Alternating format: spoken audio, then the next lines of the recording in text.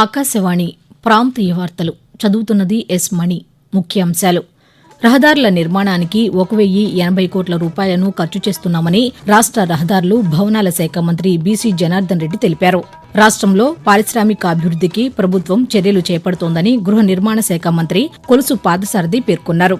ప్రతి జిల్లాలో cyber crime police స్టేషన్ను నిర్మించేలా ప్రణాళికలను రూపొందిస్తున్నామని డీజీపీ ద్వారకా తిరుమలరావు పేర్కొన్నారు. శ్రీహరికోట నుంచి 100వ ఉపగ్రహాన్ని రేపు ప్రయోగించనున్నామని ISRO chairman doctor V Narayanan వెల్లడించారు. సౌర విద్యుత్తు పర్యావరణ పరిరక్షణతో పాటు విద్యుత్ బిల్లులు తగ్గించుకునేందుకు ఉపయోగపడుతుందని పార్లమెంటు సభ్యులు కేశినేని శివనాథ్ చెప్పారు.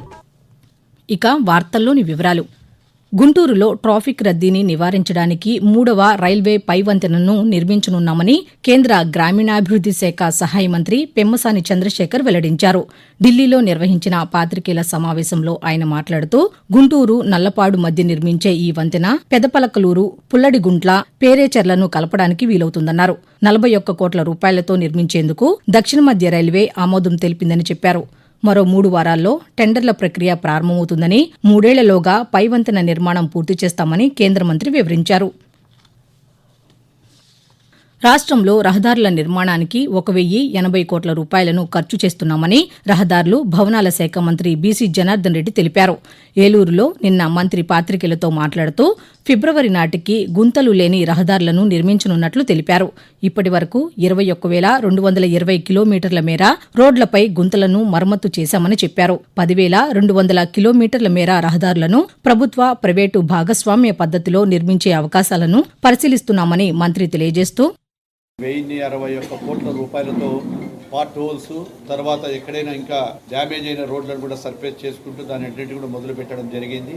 ఇప్పటికే 65% రోడ్లు కూడా కంప్లీట్ చేయడం జరిగింది. అదేవిధంగా మరమ్మతులు చేయలేనటువంటి వర్క్స్ కూడా 1,149 కొత్త రోడ్లను కూడా నాబార్డు నిధులతో రేపు చేపట్టబోతా ఉన్నాం. అదేవిధంగా రాష్ట్రంలో ఎన్డీబీ ద్వారా జిల్లా మండల కేంద్రాల రోడ్లను కూడా ఫేజ్ 1 కింద కూడా 3,014 కోట్లతో చేపట్టినటువంటి రోడ్లు, బ్రిడ్జిలను నిర్మాణము 666 కిలోమీటర్లు కూడా ఇప్పటికే పనులు మొదలుపెట్టి చేయడం జరిగింది.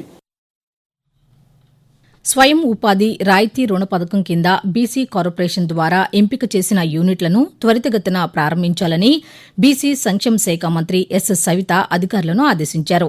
అమరావతిలోని రాష్ట సచివాలయంలో బీసీ సంక్షేమ శాఖపై ఆమె నిన్న సమీక్షా సమావేశాన్ని నిర్వహించారు.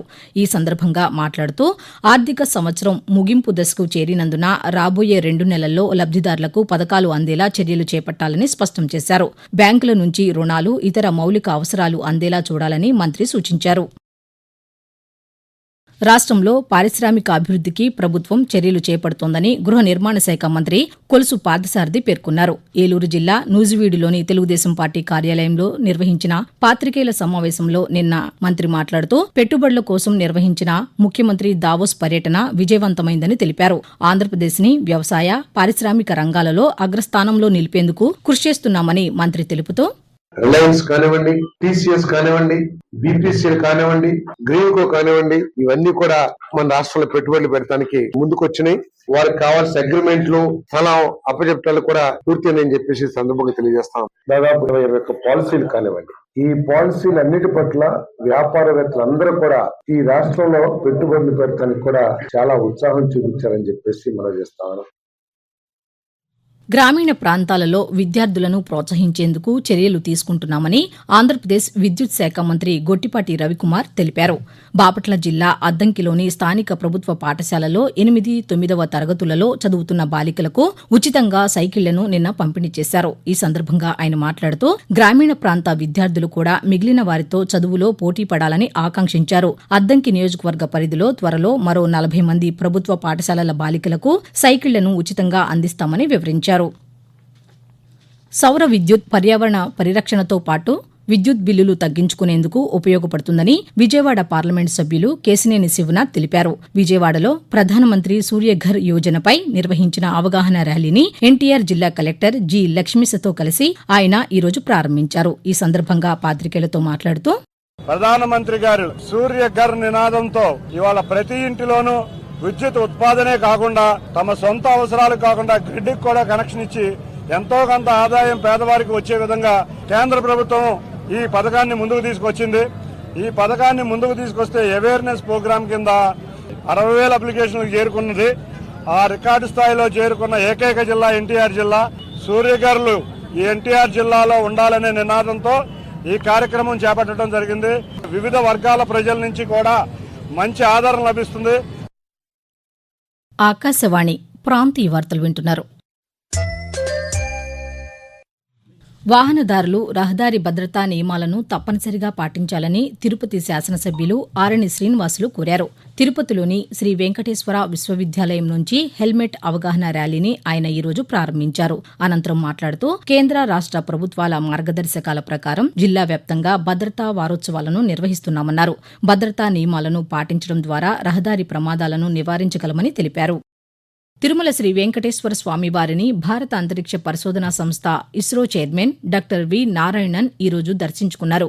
అనంతరం ఆలయం వెలుపల ఆయన పాతికేయులతో మాట్లాడుతూ 2025లో మొదటి ఉపగ్రహాన్ని ప్రయోగించనున్నామని చెప్పారు. రేపు శ్రీహరికోట నుంచి 2వ జనరేషన్ నావిగేషన్ శాటిలైట్ను GSLV 15NVS-2 ప్రయోగించనున్నామన్నారు. ఈ ప్రయోగంతో 100 లాంచ్లు ఇస్రో పూర్తి చేసుకోనుందని ఆయన తెలియజేస్తూ We are going to have the first launch this year. GSLV F-15 vehicle is going to place the second generation, second navigation satellite, NVS-02, for the purpose of navigation in the geotransfer orbit. This is the 100th launch from Sriharikota, and this satellite has got our own indigenous atomic clock. Till today, we have successfully placed 433 satellites of other foreign countries in the orbit. రాష్ట్రంలోని ప్రతి జిల్లాలో cyber crime police స్టేషన్ను నిర్మించేలా ప్రణాళికలను రూపొందిస్తున్నామని director general of police DGP Dwaraka Tirumala Rao అన్నారు. శ్రీకాకుళంలో ఆయన ఈరోజు పాతికేయులతో మాట్లాడుతూ రాష్ట్రంలో గంజాయి నిర్మూలనకు ఈగల్ సంస్థను ఏర్పాటు చేసి మత్తు పదార్థాల వినియోగాన్ని నియంత్రిస్తున్నామని వివరించారు. సైబర్ నేరాల నియంత్రణకు ప్రణాళికాబద్దంగా చర్యలు తీసుకుంటున్నామని డీజీపీ తెలియజేస్తూ నేరాలు ఓవరాల్ గా క్రైమ్ 17% తగ్గుదల కనిపించింది ఈ సంవత్సరం. శాంతి భద్రతల విషయంలో పూర్తిగా అదుపులో ఉన్నాయి. ఈ జిల్లా వచ్చేటప్పటికి ఫస్ట్ గంజాయి కంట్రోల్ చేయడం అది మెయిన్ ప్రయారిటీ. రెండవది సైబర్ క్రైమ్ పెరిగింది. మిగతా అన్ని క్రైమ్స్ దగ్గర సైబర్ క్రైమ్ పెరిగింది. దాన్ని ఏ విధంగా కంట్రోల్ చేయాలని చెప్పి ఆలోచించినప్పుడు ప్రతి జిల్లాలో కూడా ఒక సైబర్ క్రైమ్ పోలీస్ స్టేషన్ పెట్టాలని, అదేవిధంగా ఎక్స్పర్ట్స్ని వాడుకొని సైబర్ క్రైమ్ కంట్రోల్ చేయాలని, దాన్ని కూడా మించి ప్రజల్లో మంచి అవగాహన చేసుకోవాలని, అవగాహన ద్వారా ప్రివెంట్ చేయడమే సైబర్ క్రైమ్కి ఏకైక సూత్రం. ప్రముఖ స్వాతంత్ర సమరయోధులు లాల్ బాల్ పాల్ త్రయంలో ఒకరుగా పేరు తెచ్చుకున్న లాలా లజపతిరాయ్ జయంతి ఈరోజు. ఈ సందర్భంగా దేశానికి ఆ మహనీయులు చేసిన సేవలను ప్రజలు స్మరించుకుంటున్నారు. 1865వ సంవత్సరం జనవరి 28వ తేదీన పంజాబ్ రాష్ట్రం దుడికే గ్రామంలో జన్మించిన ఆయన స్వాతంత్ర సంగ్రామంలో బ్రిటిష్ రాజుకు వ్యతిరేకంగా పోరాడిన యోధుల్లో ఒకరుగా నిలిచారు. స్వాతంత్ర సమరయోధులు బాల గంగాధర్ తిలక్, బిపిన్ చంద్రపాల్తో కలిసి లాలా లజపతిరాయ్ ఆ మహోద్యమంలో యావత్ జాతిని కదిలించారు. దీంతో వారు ముగ్గురికి లాల్ బాల్ పాల్ అన్న పేరు వచ్చింది. ప్రాంతీయ వార్తలు ముగించే ముందు ముఖ్యాంశాలు మరోసారి. రహదారుల నిర్మాణానికి 1,080 కోట్ల రూపాయలను ఖర్చు చేస్తున్నామని రాష్ట్ర రహదారులు భవనాల శాఖ మంత్రి బీసీ జనార్దన్ రెడ్డి తెలిపారు. రాష్ట్రంలో పారిశ్రామిక అభివృద్ధికి ప్రభుత్వం చర్యలు చేపడుతోందని గృహ నిర్మాణ శాఖ మంత్రి కొలుసు పాదసారథి పేర్కొన్నారు. ప్రతి జిల్లాలో సైబర్ క్రైమ్ పోలీస్ స్టేషన్ను నిర్మించేలా ప్రణాళికలను రూపొందిస్తున్నామని డీజీపీ ద్వారకా తిరుమలరావు అన్నారు. శ్రీహరికోట నుంచి 100వ ఉపగ్రహాన్ని రేపు ప్రయోగించనున్నామని ISRO chairman doctor V Narayanan వెల్లడించారు. సౌర విద్యుత్ పర్యావరణ పరిరక్షణతో పాటు విద్యుత్ బిల్లులు తగ్గించుకునేందుకు ఉపయోగపడుతుందని పార్లమెంటు సభ్యులు కేశినేని శివనాథ్ చెప్పారు. ఆకాశవాణి ప్రాంతీయ వార్తలు ఇంతటితో సమాప్తం. తిరిగి సాయంకాలం 6 గంటల 10 నిమిషాలకు వింటారు.